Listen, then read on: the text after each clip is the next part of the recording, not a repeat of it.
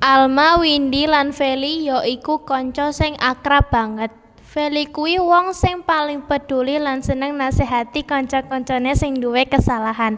Ing esuk dina, Nek esuk-esuk ngono kowe ngewangi apa biasane?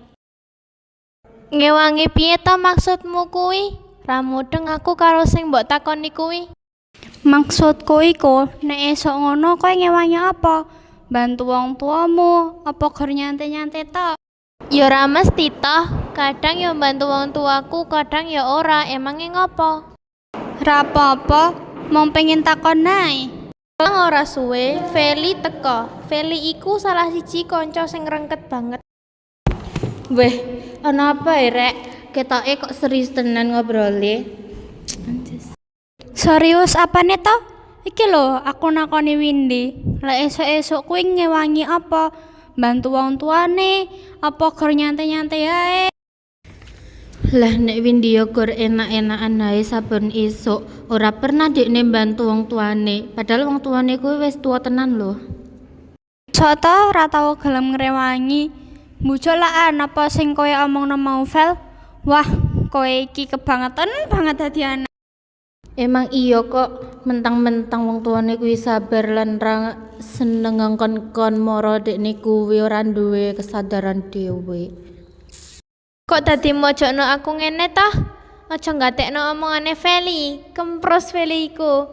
Nek aku ra ngopo-ngopo ya tak bantu kok wong tuaku.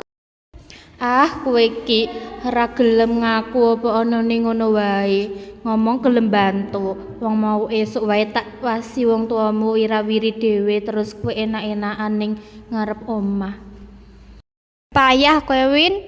Dadi wong mbok ya sing prihatin sithik karo wong tua. Engko nek wong tuamu wis ra ono lagi nyesel awakmu. Windy ngerasa tersentuh atine sakwise ngrungokke omongane Alma. Jane jan bener apa sing diomongke karo Alma. Aku ki males bantu-bantu wong tuaku.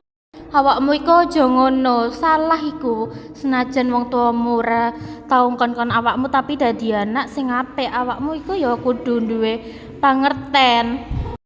Rungokno, bener tenan apa sing diomongne karo Feli kuwi. Mbah lho nek nyesel tenan kowe sok emben. Windy sadar nek perilakune selama iki ora nyerminake anak sing bekti marang wong tuane. Sakwise dinasehati karo kanca-kancane, Windy dadi anak sing rajin bantu wong tuane.